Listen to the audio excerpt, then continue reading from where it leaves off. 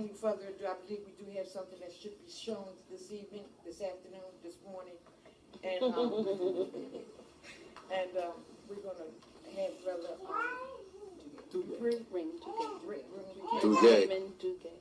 Raymond Duge. President. President. High Chancellor. High Chancellor, I'm sorry about that, brother. Y'all big exciting when y'all come in. But nevertheless, you know, that was a portion of what Malika had to say to us. And hopefully those who live in Philadelphia, and you're always welcome to come back. But come back next week for chapter 2. All right. Okay, thank you, brother. Thank you, sister. The wall? Yes. Okay, my name is Raymond Duge, and in addition to being the High Chancellor of the UNIA ACL, I'm also, and I say this with great humility, I'm at your service. All I've ever wanted to do in my adult life is to serve this noble race. Today is December 8, 2016. The picture on the wall is none other than Stephen Biko. Today would have been his 70th birthday. It's amazing that Brother Biko died. He was 30 years old. He wasn't even 31. I still think of him as a youth, and to imagine that he would have been 70 today, this is nothing short of amazing. So, not only that, but Division 178 is named after Biko, Stephen Biko. So, I send all praise and honor to Stephen Biko. He is responsible for the following quote: "The most potent weapon of the oppressor is the mind of the oppressed." That's right. We can only be oppressed if we allow them to oppress us. That's right. That's right. The whole history of this noble race has been when those members of the race stand up and shout, "One God, one aim, one destiny." Okay, ladies and gentlemen, let me give you a history and an introduction to chemistry. My first degree was in chemical engineering. I absolutely loved chemistry. Then I went and I was doing a doctorate in math. I never completed it, but I'm going to share some chemistry with you, and I'll eventually show you why. Okay, the study of carbon chemistry is called organic chemistry. The reason why they call it organic is every living thing must have carbon. If you don't have carbon, you're not organic. Okay, let's go over some compounds. CH4, otherwise known as methane. Anytime you have one carbon, it's a methyl group, like methane, like methyl isopropyl alcohol. It only has one carbon. Anytime you have two carbons, it's an ethane, like ethanol, like an ethyl group. Okay, you will see on top, the CH4, that's methane. Methane has 4 hydrogens. You will see that each carbon is attached to a hydrogen with a bar, with a line. Each line represents 2 electrons. For carbon to exist as a unifier, as the most important element on the planet, it must satisfy what they call the octet rule. It must have 8 electrons surrounding it at all times, or it does not exist. So each of these bars are 2 electrons. As you can see, every carbon has 8 electrons. Now let's go to ethane. Ethane has, its formula is C2H6. You will notice each carbon has 4 bars around it. That means, and each bar is 2 electrons. So it satisfies the octet rule. Okay, now let's get on. If you take methane, which is everywhere, it's commercially inexpensive, you can get it. And if you hit it with aluminum trichloride, Al is aluminum, Cl is chlorine. If you put it in a vacuum and you condense it, you will form benzene. Benzene is C6H6. If you notice, let's look at the carbons. The carbon in the top left, it's attached to one carbon, another hydrogen, but there are 2 bonds for the other carbon. And it satisfies the octet rule. Every carbon must have 8 electrons. The problem with benzene is benzene forms a circular ring. So figure 1 is the written formula. Figure 2 is how you transcribe it on paper, but it actually exists as figure 3. Because the double compound rings are always circulating around. Because the question would be, well, how does it know which carbon to attach itself to a double ring? It doesn't. So it keeps circulating around. It's what you call free electrons. And this is how it's represented. Benzene is my favorite chemical of all time. If you take benzene, and again you hit it with the aluminum trichloride and with nitro oxide. No, let me start over again. If you take benzene and you hit it with another methane under the aluminum chloride, trichloride, you will form a benzene ring with a methane group, one methyl benzene. It's otherwise known as toluene. That's my second favorite chemical. If you hit that toluene with sulfuric acid and you condense it, and with nitrogen oxide, and you do it multiple times, you will form this compound. It's got 3 nitrogens and 1, on the benzene ring, it's got 3 nitrogens and 1 methane. This, ladies and gentlemen, is called trinitrotoluene. Does anybody know what trinitrotoluene is? It's TNT. So, I just wanted you to know that. Kaboom. Okay, let's talk about benzene. Benzene is a liquid that is colorless and flammable with a sweet and gasoline-like odor. While it is a useful chemical substance, we must remember it is a toxic chemical and so forth. Why is benzene so important? If you control benzene, you control the planet. What does benzene do? All of the plastics, all of the glues, all of the adhesives, they're made from benzene. So you need to create benzene. Okay. There's a reason why I'm getting on with this. As you can see, on the left-hand corner is a benzene ring with a carboxyl group, the COOH. Okay. That's called benzoic acid. Benzoic acid with ethanol, how do you know it's ethanol? You see the HO, that means it's an alcohol, and then you see the hat and the downward hat, yes? Each endpoint of the hat is a carbon. How many carbons are there in that HO? 2 carbons. So you know it's ethanol.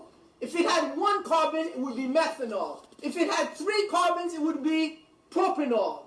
If it had 4 carbons, it would be butanol. Okay. If you suck out the water and you add sulfuric acid under these conditions, you will form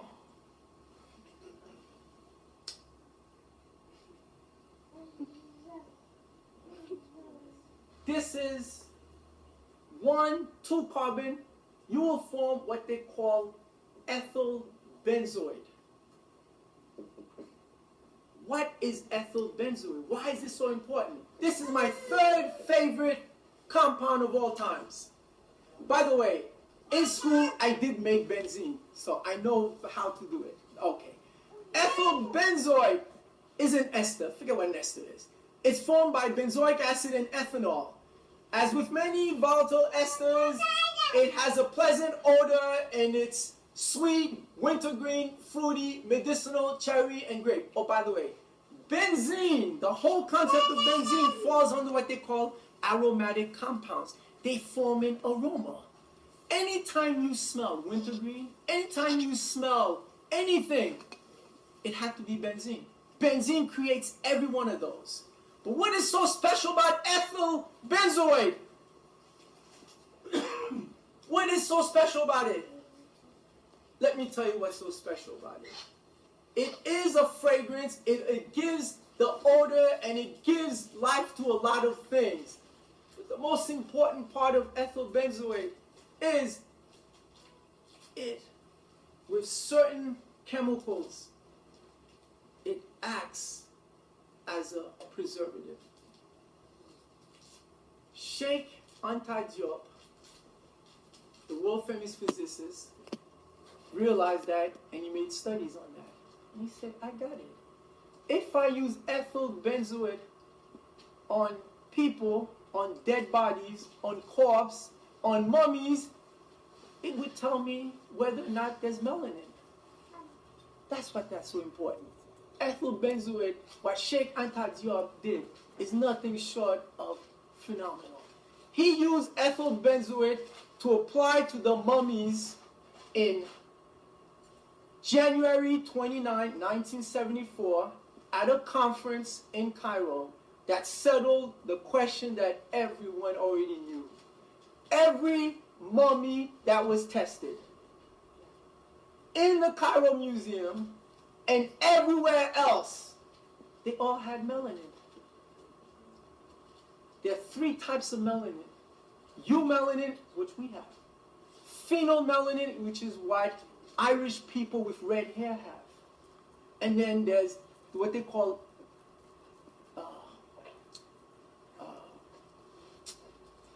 anthromelanin, which is those that don't have melanin.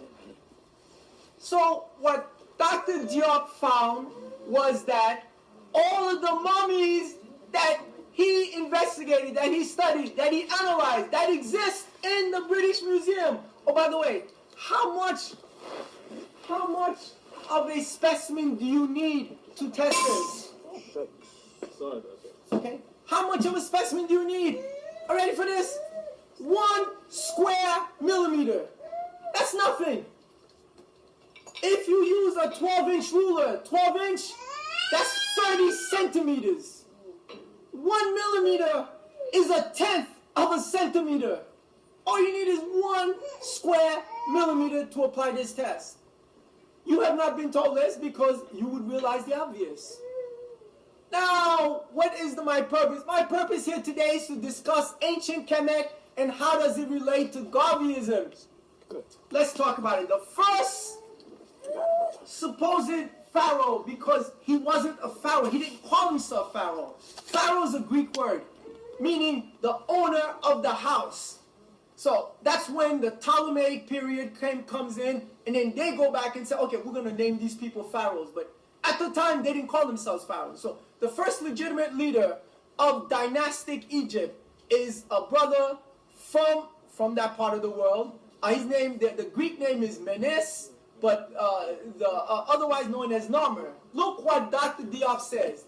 Narmer in the dynastic period. Oh, let's categorize. Ancient Kemet, and that's the name that they called, Europeans eventually called Egypt, has 2 periods. Pre-dynastic and dynastic. Pre-dynastic is before the dynasties. Supposedly there are 31 dynasties, but although there could be more, there are 31 dynasties. The dynasty starts 3100 BC, which is more than 5,000 years ago. So we're going to go through 5,000 years of history quickly in 40 minutes. Pre-dynastic Egypt is before then, and we have proof of that. But anyway, Narmer in the dynastic period was considered by Diop to be more Negro than the present day Senegalese. Has anybody ever seen the brothers from Senegal? Mm-hmm. I mean, you can't be any more African than the brothers from Senegal. And so, according to Dr. Diop and his analysis, the first supposed pharaoh of ancient Kemet was more black, had more features of black people than your brothers in Senegal. So what does that mean? Zoser, who's from the 3rd dynasty. Cheops, that's the Greek name, is Khufu, Mentuhotep, Nefertari. They were all black. Ramses II, the finest from the 19th dynasty, wore a headdress of the Tutsi type. The Sphinx. I mean, this is what, and you'll notice every statue you look at, not every, but so many of the statues, you see a broken nose. So every statue's got a broken nose. Gee, I wonder why. He went on to state that a conclusive study would also include measurements in the study of blood groups. Listen to this. Dr. Diop discovered that the present-day Egyptians, particularly in Upper Egypt, when we say Upper Egypt, we're talking Southern Egypt, because what happens is Southern Egypt is in a high mountainous area. Lower Egypt, which is North Egypt, where Cairo is located, where Alexandria, where Rosetta, where Port Said is located, that's on the low plain. So that's why they call it Lower Egypt. So in the south is elevated much higher. In the north, it's elevated much lower. He says, particularly in Upper Egypt, belong to the same blood group B as the population of West Africa. In fact, the people from West Africa are direct DNA descendants from people in East Africa. Gotcha. So, if you did not know it, here is the proof. Guess what? We're one people. Gotcha. There is no distinction. Whether you're born in Brooklyn, Philadelphia, Harlem, Kingston, Jamaica, Port-au-Prince, Haiti, Dakar, Senegal, guess what, black people? You're one people. There's no distinction. This is why Mr. Garvey says one love, one God, one aim, one destiny. Now, listen to what he says, and not to group A2, which was characteristic of the Caucasians. On the other hand, whenever Indo-Europeans were depicted in ancient times, they were consistently represented as captives. This is why when you look at the platelets of Ramses, you see Asians, but the Asians are captives. Gotcha. It's because they've been defeated. Okay, ladies and gentlemen, this is what they call the Great Pyramid. This is for Khufu. The Greeks call him Cheops. Why am I showing this? This is 481 feet high. Call that 480 feet, that means it's 48 stories. This is at the height of mathematical ingenuity. Okay, let's talk about all the different periods. As I said, there's pre-dynastic and dynastic. Okay, the early dynastic period, that's Dynasty 1 and 2. That's Narmer and his descendants. That's from 31 to 2686 BCE, before the Common Era. The Old Kingdom, that's the 3rd, 4th, and 5th dynasty. Zoser, who's going to build the first building on the planet, well, it's going to be built for him, is from the 3rd dynasty. The first intermediate period is dynasties 7, 8, 9, and 10. The Middle Kingdom is 11 and 13. 13 you should know. 13 is the worst dynasty. This is when the Hyksos, the evil Hyksos, invade and occupy your land. Then you've got the second intermediate period, that's dynasties 14, 15, 16, and 17. And then the New Kingdom, 18, 19, 20. The third intermediate, this is nothing but reclamation. This is what you call Renaissance, rebirth. This is dynasties 21, 22, 23, 24, and 25, even though it actually started in, tell you the truth, no. The second intermediate period, dynasty 17 is where it starts. But by 1819 they have it together, but 21 to 25 is nothing short of black supremacy. Then you have the late period, that's 26 to 31, and then you would see, after that, the Ptolemy took over, then the Romans, or that's the Greeks, the Romans, the other people, then the Arabs took over, and then the Turks, the Mamelukes are considered Turks, then the Ottoman Empire, the French occupation, 98 to 1801, then Egypt under Muhammad Ali, the biggest killer of black people ever on the face of the earth. In fact, Muhammad Ali was born in Albania, in present-day Albania, as part under Macedonian. What he would do is nothing short of genocide. Then you had the Khedives, and then the British occupation, and then so forth. Okay, let's get it going. Okay, I had showed you the Great Pyramid. The Great Pyramid is in the center. This is it's in Giza, not far from Cairo. It's 3 pyramids. The one on the left, no, the one in the center actually is Khufu. And then you've got Khufu, Khafre, and Menkaure. Father, son, and grandson. The one in the left is actually Khufu, and that's the Great Pyramid. The problem is the one in the center, which is Khafre's, looks bigger. It's not bigger. What he did was he built it on higher ground. The rule is you cannot build a pyramid bigger than your daddy. Your daddy is always first. So what he did was he just chose higher ground. Okay, here it is, ladies and gentlemen. I got something for you. This is the Sphinx, okay, that the Greeks call the Sphinx, and it's Khafre, and you notice a broken nose. Behind him is his pyramid. Okay, watch this, ladies and gentlemen. Get this. I'm going to show you how, if you think, you can really realize the truth.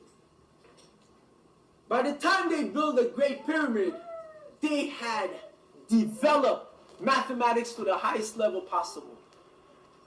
What they realized is that to give it rigidity, to make it as sturdy as possible, you needed to drop a straight line in the center of the pyramid. We're going to call that a perpendicular. And then use 90-degree angle. Now, listen to this. What they realized is that the relationship between A, which is, I'm going to call the leg, B, which I'm going to call the height, and C, which I'm going to call the incline. They realize the relationship is such that if you take the leg and you square it, you know, let's say it's 10, you do 10 times 10, call that 100. And then let's say the height is 15. No, let's use an easier number. Let's assume that the leg is 3 meters, right? And you square that. 3 times 3 is 9.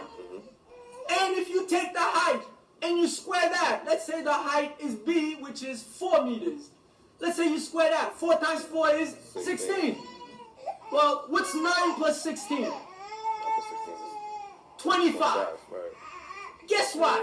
The relationship is such that if you take that A, you square it, and you add it to the square of the B, that's the, you sum that, that equals the C squared. So that would mean if the leg is A, and the height is B, 4, 3, 4, that would mean that the incline would have to be 5. How do we know that? Because 9 plus 16 is 25, and 25 is 5 squared. The Great Pyramid was completely built 2600 BC. A Greek by the name of Pythagoras is going to come up with that same conclusion. But there's only one problem. He's not born until 600 BC. So more than 2,000 years that we know that this was built. Meaning they had to have known it before then. Because this we know for a fact. So what is my point?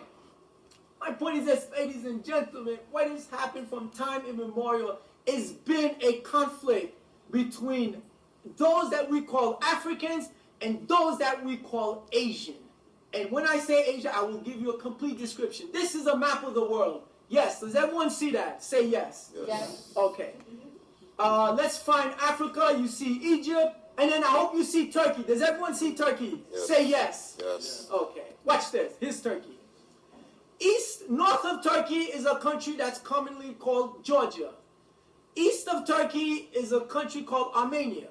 East of Armenia is a country called Azerbaijan.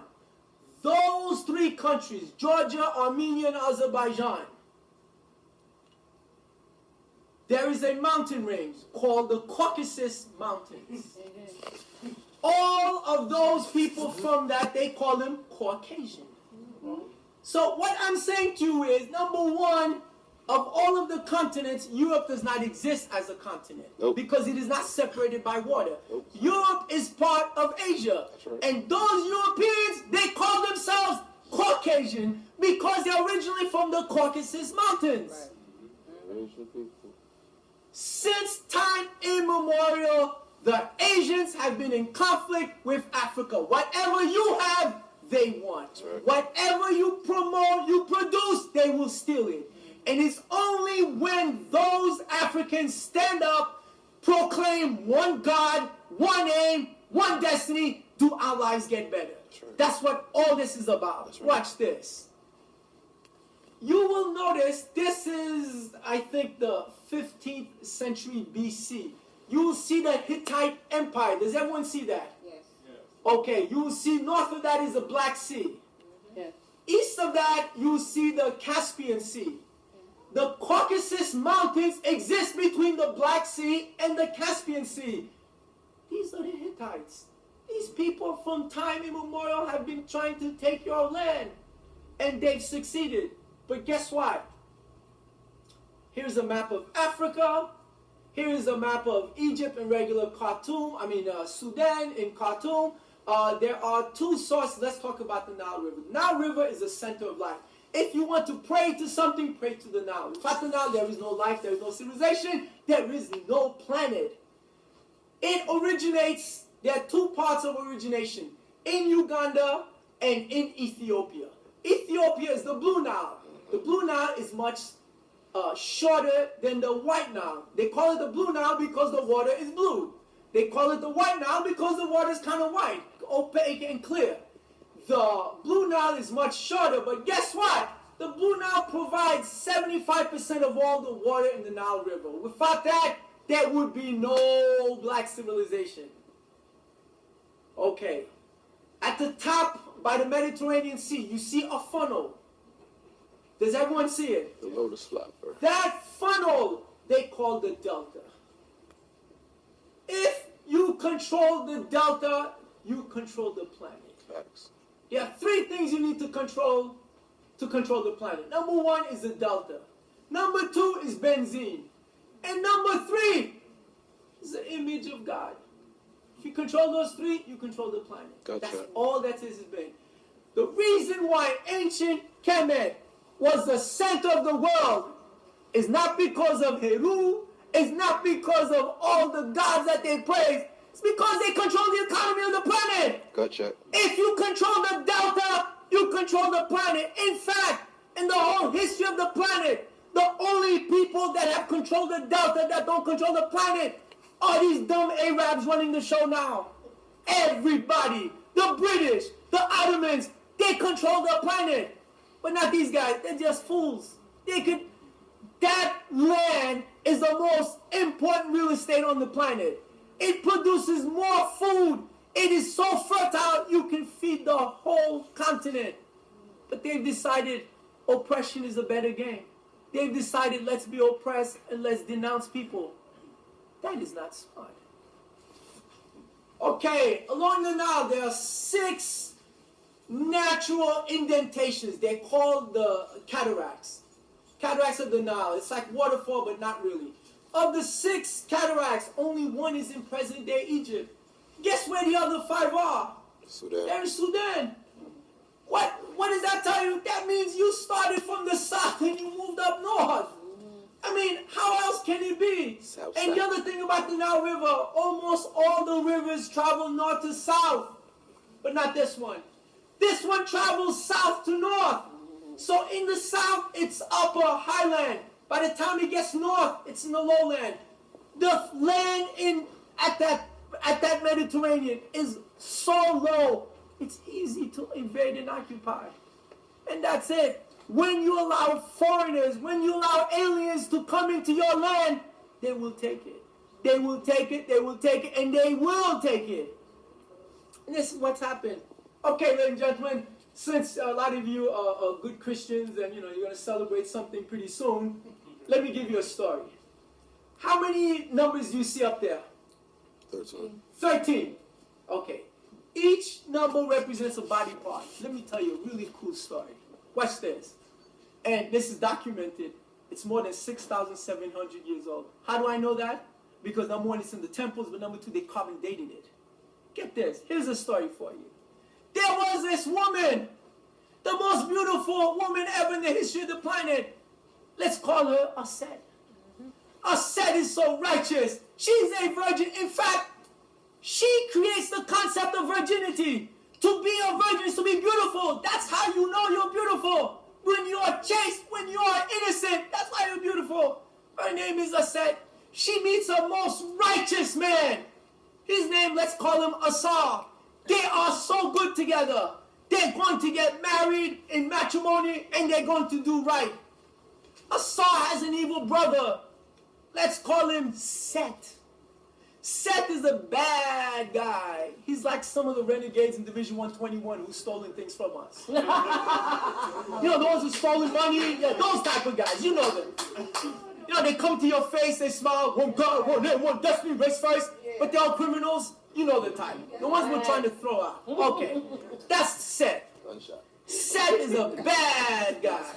Seth is upset that Asar has captured the love of the most beautiful woman in the history of the planet. She's so beautiful that everybody's, oh, what a Jew, what a nice woman.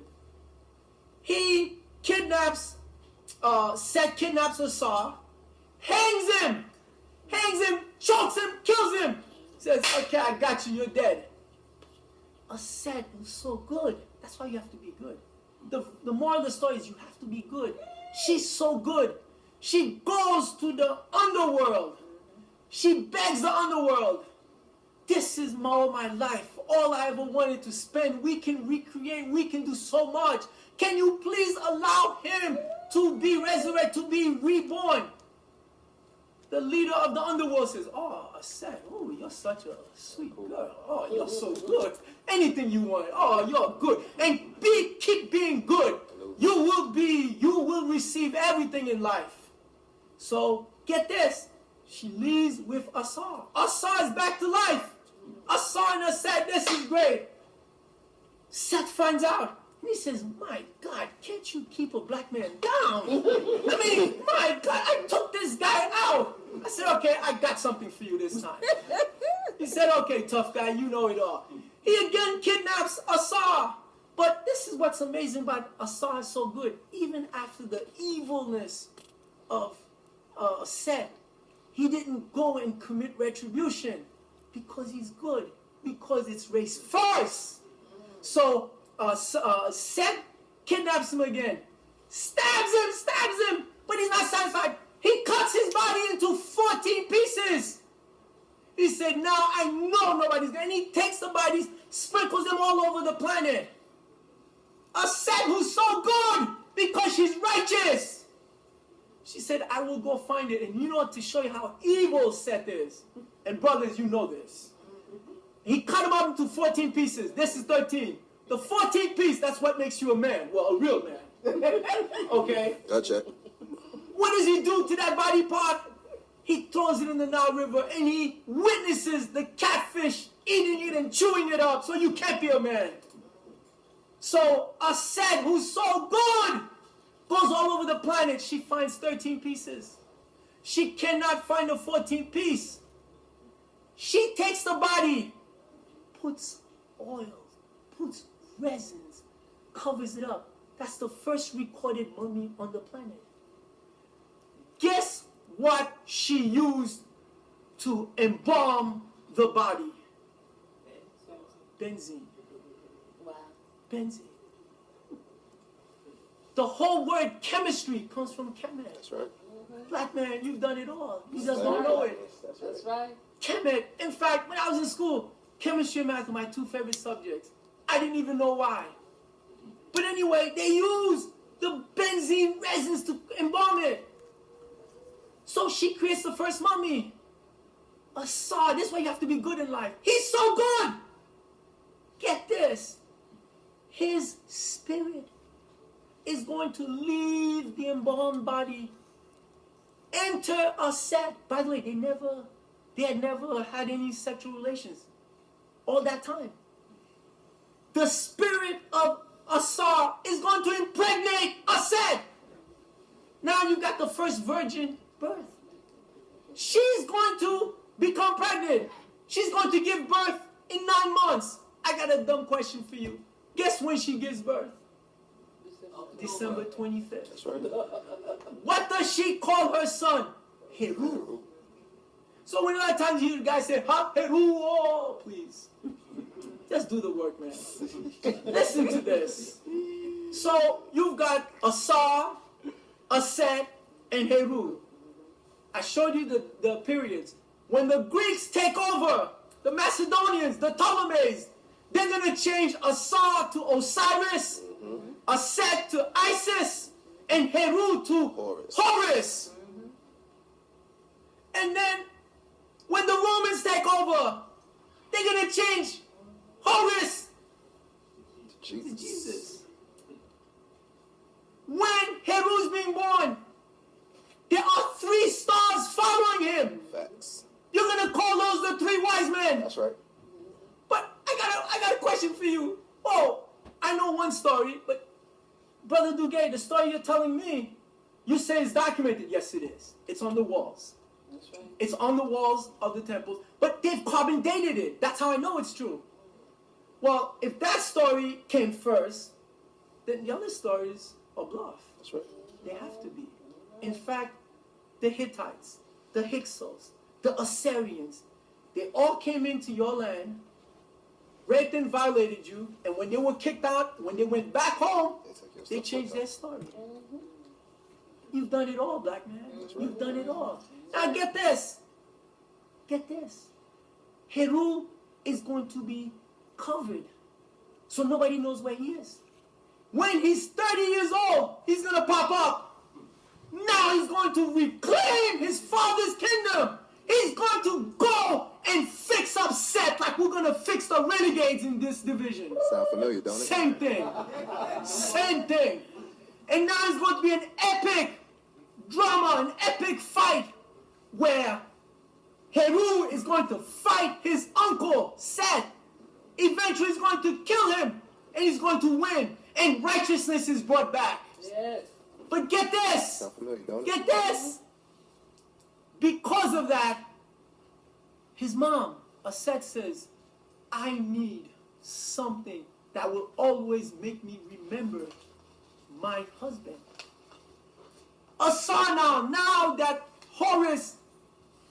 Heru has defeated evil, Asar is going to resurrect. This is the first resurrection on the planet. Sound familiar, don't it? And then guess what? Aset is going to say, this resurrection, I want the whole world to know. The whole world to know. This is it. Anytime you see a Tekon, they call them Tekenus. That's to represent the resurrection. And if it looks like a phallic symbol, that's exactly what it is. Because now we can find the missing body part of Asar. That's right. Every temple, you must have two of them, separated by the doorway. The one on the left is yesterday. The open doorway is today. The one on the right is for tomorrow. When the French went in, which one do you think they took? Tomorrow. They take out tomorrow. This is in Luxor, ladies and gentlemen. All over the planet, people build these Tekenus all over the planet. There's one in Central Park in New York. The one in Istanbul was stolen from, I give them credit. For them to even deliver it to Turkey, that's a great accomplishment. You had to take it in whole parts. That's good. Thieves, but good thieves.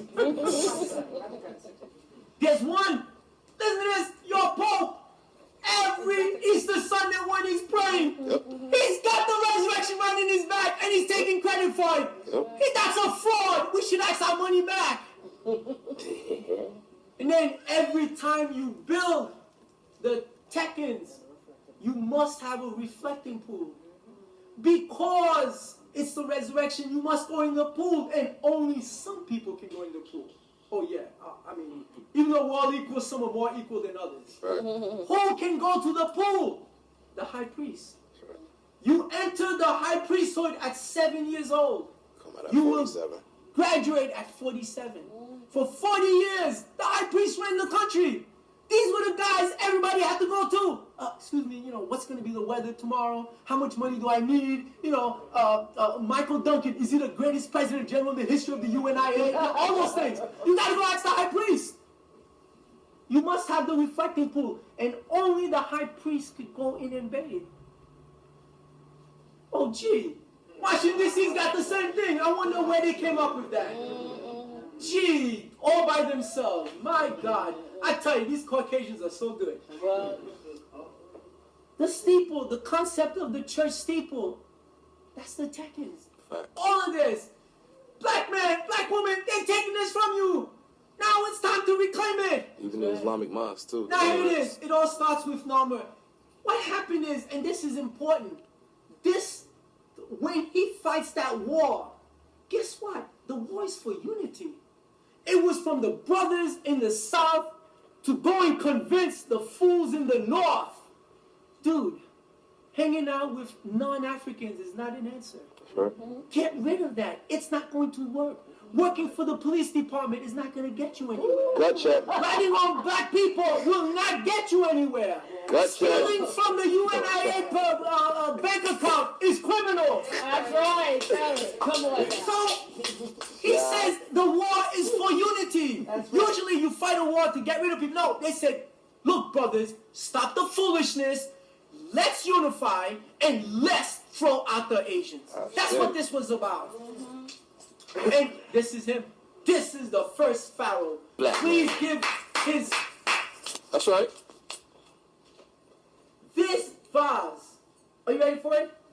This vase. Of course, they're all in European museums. You know that. Yeah, I don't have to tell you. This vase is more than 6,000 years old. This was even before Norman unified the whole land. Okay, now let's say Norman's first dynasty. Let's get to the third dynasty. Third dynasty, what happens is as soon as you become in charge, you start building your final resting place. It used to be done in wood. The person who was the leader at the time was Zosu. This is third dynasty. His prime minister, who I'm going to tell you about later on, his prime minister said, no. I've got to respect my leader. My leader, my president general is on top of everything. So I have to respect this brother. So instead of building a wooden resting place, this is the first stone building on the planet, ladies and gentlemen. They use what they call the step philosophy. He builds one slab of container. He builds another one on top of it, but smaller. Another one on top of it. It looks like steps. This is the beginning of pyramid building. This is what this pharaoh looked like. You notice a broken nose. Yeah. You'll notice a lot of that. Yeah. Notice his lips. Notice his ears. Yeah. Okay. Who built this pyramid for him? Well, pyramid is a Greek word. Well, whatever. But you'll forgive me for that one. The prime minister built this building, but the prime minister was not just a regular prime minister. He was also a high priest. He was the man. He was also an architect. He was a physician. He is the recorded world's first multi-genius. The one who comes in peace. But he dies 2750 BC. He's also going to be known as the father of medicine. This is him. The one who comes His name is Imhotep. Get this. 1862, Edwin Smith, a British dealer, buys this from some Arab in Egypt, and he's going to put his name to it. It's the Edwin Smith Papyrus. The problem with that is Edwin Smith didn't do it. And number two, this is the first recorded paper on surgery. Edwin Smith gets the credit for it, and they've determined this was done 1900 BCE. Wow. So your people were already doing surgery in 19... See, if you write the paper on surgery in 1900, it means you're doing it way before then. Facts. Yo, this is after everything's done. Trial and error, right? Yeah. Right. Okay, let's go. We're going to go over quickly Egypt. This is what Egypt looks like. Cairo, you can see Cairo is the beginning of the delta. That funnel, that triangle, yeah, okay. Let's start with Abu Simbel. This is in off of the Aswan Dam. This is, you notice. By the way, these four colossus, they're all of the same person. Can anybody guess who they are, Jasmine? Ramses II. Why does he build all of these great statues? Because Ramses went out and killed the Hittites. He threw them out. He told, never ever come back. Just like the members we're going to expel. Never ever come back from UNIA. This is Abu Simbel. Okay, Ramses II. He is possibly, in my estimation, the second greatest we've ever had. The first is Norman. He unites us. He's number 2. Okay, this is him again. This is his still beating. You can't really see it. Beating down the Asians. Everywhere, you will see. So the Europeans would say, wow, Asians were in Egypt. No. This is when he went into their land to kill them, to tell them never ever come back. That's what this is about. All right. Okay, This is Ramses on the right. On the left is his wife, Nefertari. Okay, get Symbol of this. the great mother. From time immemorial, you've been giving credit to the cow. Before the sacred cow in India, before the golden calf that some Hebrews claim that they worship. What's my point? All of these people got this from you. That's right. Okay, and then you have the true Trinity. Hathor, Horus, and these are all Greek words. Okay. Okay, let's go over some of these places. Okay, there's Luxor, Edfu, Kom-Ombo, Philan, a lot of places. Okay, the temple at Kom-Ombo. Wow, brother, those are beautiful Greek columns. They're really great, man. I tell you, they're beautiful. There's only one problem. They're in Greek. Greece doesn't exist yet. See, you kind of have to exist before you build it. That's right. See, Greece doesn't exist yet, so that's a real problem. Okay, look at this. All these beautiful Greek columns. Get this. In that temple, they have the medical instruments. First hospital. I mean, all of these instruments that you built, that you discovered, that you invented, this is way before they knew they could exist. See the birthing stool. Musical instruments, the harp, the flute, all of that ancient Kemites invented. And then get this. You know, one time I'm hanging out with President General Duncan. Every year I go and see the Nutcracker. So he says to me, why is a black man going to see the Nutcracker? So I said, President General Duncan, do you know that your people invented ballet? It's in the walls. Of course. The whole concept of ballet. The first time I saw ballet, I said, wow, this looks nice.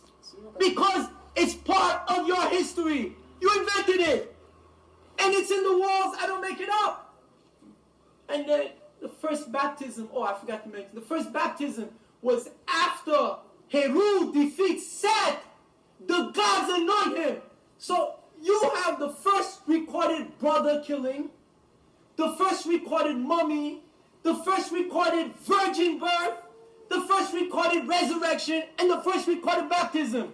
I think it's safe to say you invented everything. Does anybody know what this is? It's a calendar of 365 days. Their calendar consisted of 13 months, 12 months of 30 days, and the 13th month, 5 1/4 days. There it is. It's all there. All of it there. Does anybody know what this is? This is the world's first weather forecasting system. How they could tell the flood is coming. You invented all that. All of that. Now in Edfu, there are 14 panels. Guess why they have 14, ladies and gentlemen? 14 body parts. 14 body parts. Each one of them tells the story. Yeah, some more. Triumph of horror of, this is really Heru over Seth. When he finally kills him, he said, finally he brings righteousness back. What the moral of the story is, until you stand up and fight for what is yours, until you eliminate your enemies, you will always be oppressed. Gotcha.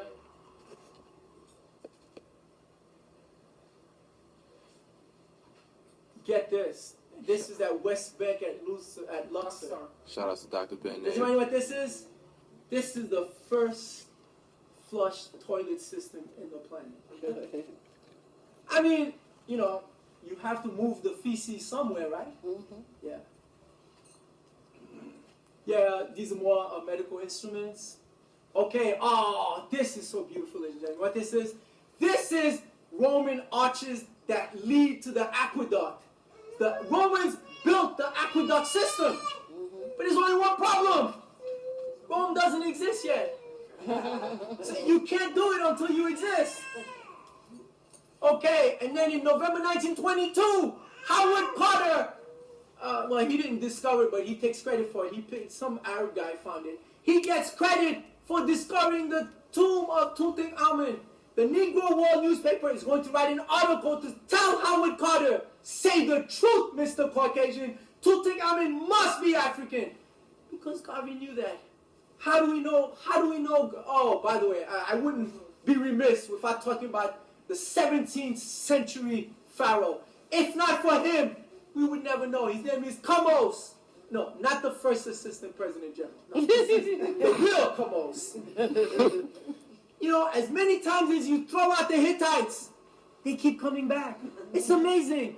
You know, you devastate them, you kill them, but they keep coming back because they will always take what is yours. You know, they're not your friends. From time immemorial, this is the eternal enemy of Africans. When I say Asians, I also mean the ones from the Caucasus Mountains. They're all Asian. That's right. Valley of the Kings. This looks like the Parthenon. In fact, the Parthenon in Greece was built after it. There's a problem. Greece doesn't exist yet. Valley of the Kings. The greatest king buried there is not even a man. It's the greatest warrior we've ever produced. The pharaoh, the queen, Hatshepsut. That's right. This is the greatest of the great. Okay, let's talk about the hated Hyksos. The Hyksos destroyed the 13th dynasty. They started the 14th dynasty. The Hyksos did not have a religion. They didn't even know what a god was. They came in, invaded, occupied. When they left, all of a sudden, Abraham is born. And then Isaac, and then Jacob, and then Joseph. Gee, but none of it existed. And then when they write their book, they wrote Exodus first. But before you can exit, you got to be created. So then they realized, oh, we got to create Genesis. That's right. And this is why after they thoroughly defeated us, until we threw them out again, after that was thoroughly done, that's why they call themselves God's chosen people. Because they stole all of that. None of that is true. There was no Passover. There was no bondage. Nothing like that. None of it is true. Okay. Akhmos I fought them and was killed. Thutmose I took over the battle. His daughter took over after he was killed. This is the greatest warrior we've ever had. Her name is Queen Hatshepsut of the 18th dynasty. So she didn't want to disrespect the brothers, even though the women led the country. Only men could be high priests. So she started the high priestess. And then when the high priest needed advice, guess who they go to? They got to go to the high priestess. The might of the nation rests within the woman. Okay, Howard Carter gets credit for Tutankhamun. This is the Valley of the Kings. And then 18th dynasty. You know, some of our people, they just don't get it. He is the world's first pacifist. He had a standing army. He says, we can all get along. We can all live together. We don't need an army. We don't need an army. His name is Amenhotep IV. He changed his name to Akhenaten because he stopped worshipping the Ammon. He started worshipping Aton. That's why he calls himself Akhenaten. His mother had to say, dude, you got to go, man. You're talking nonsense. Yo, what are you talking about? We live next to those Asians. They will occupy. They will invade us. They will violate us. That is their nature. So we couldn't be, he's a great pacifist, but you don't become a pacifist when you live with Asians.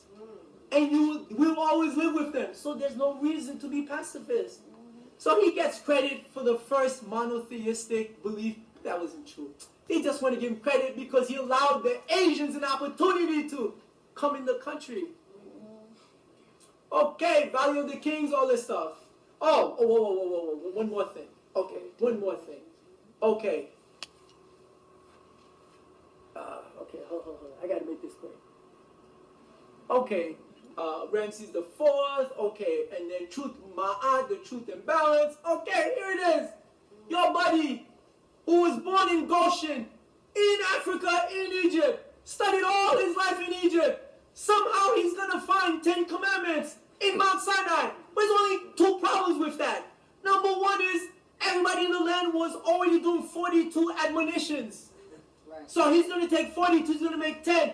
But number 3, Mount Sinai wasn't at where he could have gone. It wasn't developed yet. So it couldn't have existed. Okay, now we get to the 25th dynasty. These are my men. These are the people that I worship. Tahaka finally says, you know what? We got to get rid of these Asians. This is enough. You know, they've taken our way of life, and some of these fools in the north are hanging out with them. They're socializing, they're fraternizing, they're babysitting them. We got to stop all that stuff. Tahaka says, Time, black man, rise up! It's your time! Tahaka goes in and fights the Asians, throws them out. He gets killed. His son takes over, Bianchi. Bianchi fights them, he gets killed. Little young brother, Shabaka, the greatest of the great. This is him. Shabaka does what no one had ever done. Not only does he defeat the Asians, he goes into Asia. He kills everything Asian, even their dogs, their cattle, their pigs. He said, I want nothing Asian. Then he tells the soldiers, if you look at an Asian woman, I will kill you. Do not touch these Asians. These are evil. For what he does, he saves Africa for over 600 years. If not for what Shabaka had done. Shabaka is the greatest military leader in my mind. Well, you've got Narmer, Ramses, Shabaka in my category, and then Dessalines. But what they did was, he created a steel, a pallet. He said, from this time on, Asians will never ever be allowed as proprietor or master in this land. And then you've got between Karnak and Luxor, the Avenue of the Sphinx. Okay, Karnak Temple. Okay, here it is. This is heaven, guys.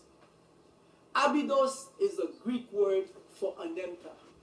Anemta is the Kemetic word for heaven. How many steps are there to enter this temple? Guess. 42. Why? You gotta pass each law. 42 right. admonitions. That's right. Admonitions. Once you follow all 42, you will go to heaven. Okay, ladies and gentlemen, let's wrap this up. How does this touch with Garveyism? Well, let's look at the Negro World newspaper. On the Negro World newspaper, Mr. Garvey puts out that logo in the middle of the title. What is that logo? This logo. It's this. Garvey puts it for two reasons. Number one is to tell you, you are great people. Look all that you have done. There's nothing that you have not done. You're the greatest mathematicians, scientists, artists ever. But the second reason why he puts it, and this is the riddle of the Sphinx, until Garvey solved this problem, Garvey doesn't become Garvey. Garvey asks himself, how do you build a Sphinx? How do you build a pyramid? We're not talking technology. How do you do it? What, 10 people show up? 30, 40, 300, 400? What, they just show up? Collective economics. To build a great pyramid, it took 400,000 men for 20 years. Where is all this money coming from? They need to get paid. Nobody's working forever. The reason Kemet was able to pay these people was the Delta. Once you control the economy, you control the planet. You cannot become a military power until you first become an Economic power. That's right. And this is why the U.S. government will go out of its ways to destabilize you so you can't control your economy. Then you can't create, you can't defend yourself. Gotcha. Once Garvey realized, because Garvey thought he could do it by himself, like, I'm going to amass so much money and liberate people. It's when he studied this, he says, that's it. All I got to do is organize. Pool our resources, make a sacrifice. That's how you build. You cannot build by begging and hoping the Caucasians are going to love you. All right. Gotcha. All right. What is Garvey going to do when he gets in the United States? Eventually, after he creates the UNIA, he's going to purchase and own these buildings. Grocery store number 147 West 135th Street. Grocery store number 2, 646 Lenox Avenue at 142nd Street. Grocery store number 3 at 552 Lenox Avenue. And grocery store, Universal Restaurant number 1, 114 West 138. Universal Restaurant number 2, 75 West 135th. Universal Printing House, that 2305 7th Avenue at 135th Street. The Universal Mart Industry. This building hired the most number of black people in the history of our existence. They had over 500 black people working in that building at 62 West 142nd Street. This is where they did the laundry, the dry cleaners, the hat making, the uniform making, the felt making, the belts making, everything in that building. Then you have your Black Dolls factory at 36 and 38 West 135th Street. You had the UNIA head office at 56 West 135th Street. And then you had the Booker T. Washington University and the Phyllis Whitley Hotel at, get this, 3, 5, 7, 9, 11, and 13 West 136th Street. I got a question for you. Where's Garvey getting all his money from? From these people. Where's he? I don't know. Where's he getting it from? Bingo! He starts, and this is not even his greatest accomplishment. He starts a Negro Factories Corporation. He says, black people, all you gotta do is organize, pool your resources.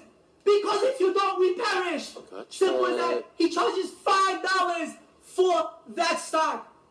In 1920, the average wage of the United States workers, according to the Bureau of Labor Statistics, is between $1 and $3 per day. Black people were making 40 cents a day. Where's black people getting $5 from? Sacrifice. Sacrifice. Where did he ever? Where? I don't know. Oh, I don't know. I mean, you gotta sacrifice. If you don't sacrifice, you can't. There's no great achievement without great sacrifice. True. This is how Garvey does it. It's never said enough, ladies and gentlemen. And this is the greatest achievement in the history of humankind. Please give him applause. That's right. Mr. Garvey's going to start the Black Star Line Corporation for $5 a share. The same thing. This is the Black Dogs Factory. This is the ship. The first, he's going to own 3 ships. The SS Yarmouth, the SS Shadyside, and the SS Kanawha. But I'm going to wrap it up. Let's talk dollars, ladies and gentlemen. 1919, June 27th, he lays down the money for the ship. That ship, the first ship, cost $165,000. Let's assume a 5% cost of living adjustment. And you're going to take my word for it. I approve it. I would say it's appropriate. Because the average inflation, excluding the excessive deflation years, from 1916 to 2016 is about 4.1%. Since the U.S. government will give you 8% to delay your full-term Social Security benefits, I think 5% is appropriate. If you believe my words and you assume 5%, does anybody know what that $165,000 is in today's dollars? $18.7 million. That's the type of money Garvey was generating. Or that's the type of money you gave him. And then the other 2 ships, the SS Shadyside and the SS Kanawha, combined they cost $200,000. $200,000 in 1919 is $22.7 million. 22.7 and 18.7 Wow. more than 41 million U.S. currency reserve dollars Garvey had. Black people, we have the resources. But if we look at ourselves individually and we remain stupid, yes, we won't have it. But if we collect ourselves, if we forego our egocentrism, if we forego the natural tendency to be a criminal, to be a thief, to be a degenerate, like some of these people in Division 121 who've done evil things, and you know who you are. If after we overcome that, we can do it. It has been done before. And what did Mr. Garvey say? For all things social that man has done, Man can't do again. we can do. My name is Raymond Duge, and I'm at your service. Yes, sir. Yes, sir.